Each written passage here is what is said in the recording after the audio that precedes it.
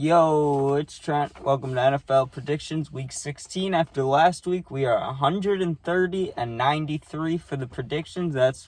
I say it every week, but that's pretty good. I'll take it, especially for year one. I'm positive by almost like 40 or more, so I'll take it right around there. I'll take it, plus 40. Woo! Okay, let's get into it. So tonight, we got the Saints at Rams, both 7-7 teams, right? Both fighting for a playoff spot, but give me Nacua plus Cup. You know what I mean? The Saints, they're not bad. It's a kind of a mid-off, but they're both could be playoff teams, so I don't want to say they're mid when they could make the playoffs, but you get what I'm saying. When it's that tight, just give me the team that has better players, which is the Rams, 24-21. Next, we got the Bengals at the Steelers, Browning versus Rudolph. Who thought those would be the QBs? But, I don't even know. I was going to say it's better than watching Trubisky, because who wants to watch Trubisky? But Mason Rudolph, that's rough. Browning isn't great either, but he's at least won some games. But Rudolph, anytime I think of Mason Rudolph, I just think of Myles Garrett absolutely smacking him with the helmet. But I feel like the Bengals want it more, 18-15. Then we got the Bills at Chargers. The Bills have momentum, and the Chargers, if they were going to have any chance at this game, they would need Justin Herbert. So give me the Bills 35-3. Next, we got Commanders at Jets. Now, the Jets, I think, still are the biggest disappointments of this year. I remember everyone saying they were going to be making it to the playoffs, the Super Bowl, and I know a big part of that was Aaron Rodgers, but they also made a lot of other big signings. They had Dalvin Cook. They had, I can't remember the defensive guys, but remember they signed a lot of guys, and they made it seem like ESPN, they all made it seem like the Jets are going to be favorited for Super Bowls and stuff at the beginning of the season. And then they didn't do shit. And like I said, I get the Rodgers thing, but he's not the whole team. There's other people, So, Jets are the biggest disappointment. Give me the Commanders 21-10. I know those last three were all road wins, and we got a few more road wins, but then don't worry. A lot of home teams winning this week. I'm not riding the road wave. So, next we got Lions at Vikings. The NFC North is real tight. The fact the Bears are 5-9 and are not eliminated is crazy, but got to give up on those hopes and dreams, right? But the Lions, the Vikings, very close. Lions are way more powerful than the Vikings. The Vikings, what are they going to start? Nick Mullins again? I don't know who they're going to start. The Pastronaut? It doesn't matter. Give me the Lions 20-10. Next, we got the Browns at Texans. No Stroud, no win for the Texans. I hate to say it. Davis Mills, is he the one starting? I think so.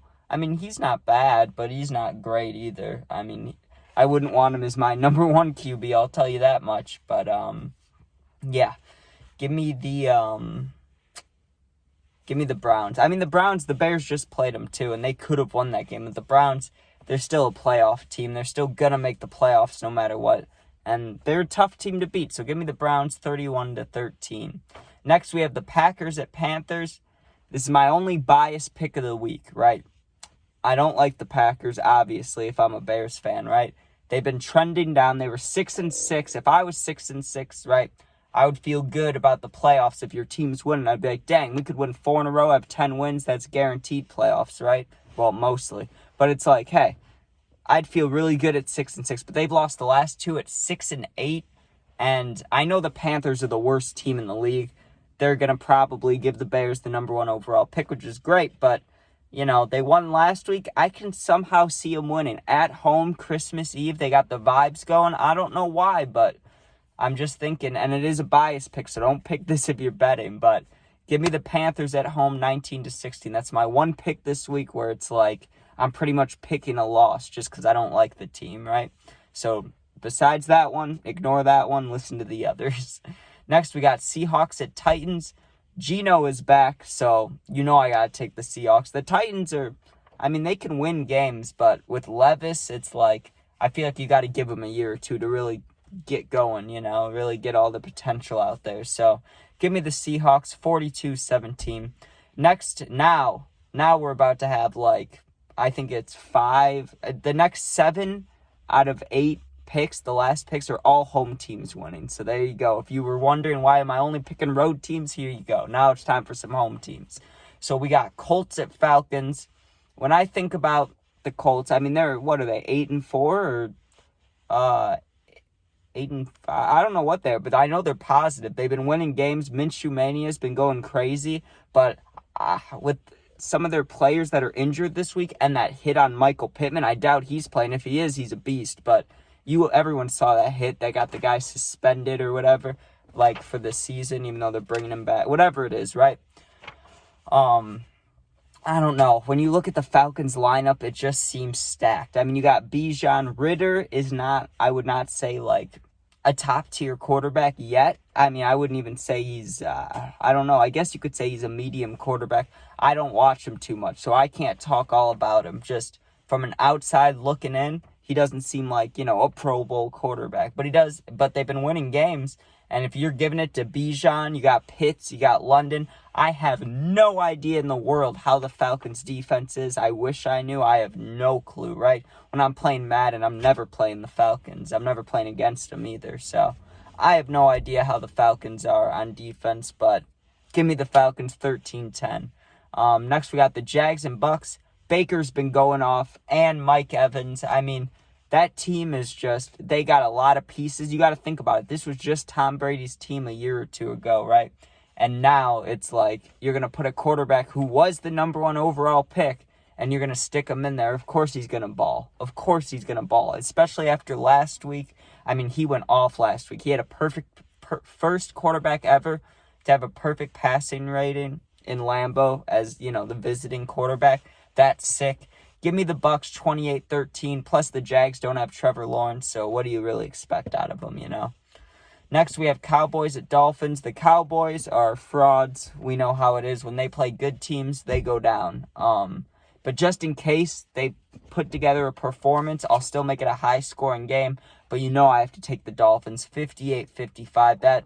There's no way that score happens, but that's just in case somehow the Cowboys match up with the Dolphins. But no matter what, give me the Dolphins.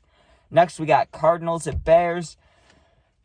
I mean, we're not eliminated, but most likely 99% sure no playoffs for the Bears. But we have the second most interceptions in the league. We do. We have 18. The past 4 weeks, we've had 3 interceptions a game or more. It's absolutely insane stats. We've gotten the past 4 games, we had 15 out of those 18 interceptions. It's just insane, right?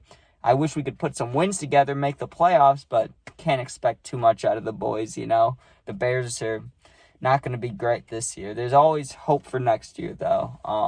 But the Cardinals, they really suck. So, at home, Christmas Eve, give me the Bears 24-17. Also, keep Fields. I don't know why this is even a discussion. I don't want Caleb Williams. No one wants Caleb Williams as a Bears fan. Maybe a couple people, but not many, right? Let us keep Fields. It's the but it's early in his career. Give him a chance before he goes to Atlanta or the Steelers or somewhere else and absolutely balls out, okay? We don't want that. Bears fans have been through enough. We don't want to go see Fields with a different jersey on, scoring a bunch of rushing touchdowns and stuff. It's sad, okay? But give me the Bears. Next, we got the Patriots at Broncos. The Pats suck. Let's be honest. The Pats suck. Bailey Zappe's better than Mac Jones, though. I'll give him that. But Belichick, he's not already been fired, but it's already been confirmed that he's gone after this year, which I think is messed up. They should not tell him that till after the season, because honestly, how could you not, even though you're a winning coach, of course you're going to tell your guys to play hard, win, but how could you not just have a tiny bit of your motivation taken away knowing that you're going to be gone next year? I mean, I feel like it's just tough to go do your job every day as a really good coach when you know that people are looking down on you and, they all think Tom Brady was there. And I thought that too, right? Tom Brady definitely was the bigger chunk of their, partnership, But it is Bill Belichick. You got to give him a little bit of a break. They're just no respect shitting on him. Not very nice. But with how they've played the past 2 years, I don't blame Pats fans for being annoyed with him. But Russ is him. Broncos at home. Give me him 13-0. Next, we got the Raiders at Chiefs. This is my upset game of the week, okay? A lot of people are going to pick the Chiefs, but the Chiefs are trending down, and the Raiders, man, are they trending up. They've had some crazy games this year, some high-scoring games. They just won after putting no points up on the board, put 63 up. I think the Raiders are going to shock the Chiefs, okay? Christmas. Is that Christmas Eve? Yes, it still is Christmas Eve on that game. So give me the Raiders in the upset. I'm calling it. Calling my shot. Davante Adams game-winning catch for the touchdown, or just a game-winning catch and then a field goal. Give me the Raiders 27-24. Next, we got Giants at Eagles. DeVito is cool. I like him. I like everything they're doing on ESPN. I'd much rather see DeVito and his agent and hear about, like, The Sopranos and stuff rather than Taylor Swift, right? So, Tommy DeVito is all cool, but the Eagles need revenge from last week. You know, I don't believe in the script, but for the joke, the script has the Eagles winning, okay? The Eagles have to win this, 42-17.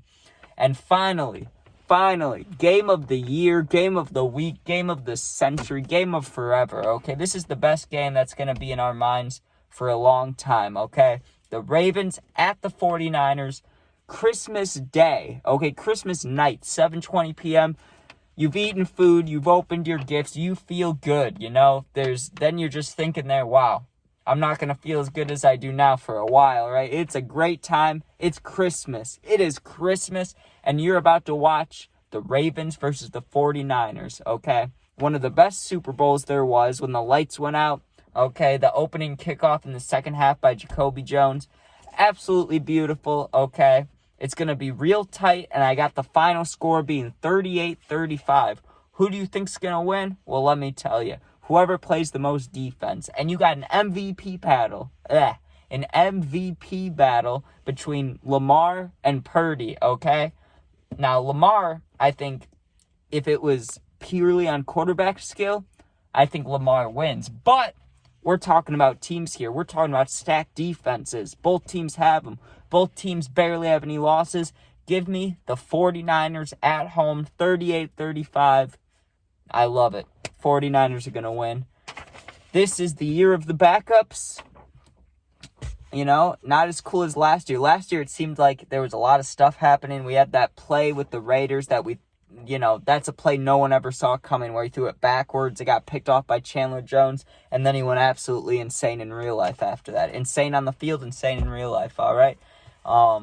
But this year, it's just the year of the backups, you know? We got no DeMar Hamlin situations, which is good. I'm not saying we want that. I'm just saying last year we saw a lot of shit we never saw before, and this year has been kind of rough, you know? It's been a lot of injuries and a lot of shitty weather, so what are you going to do?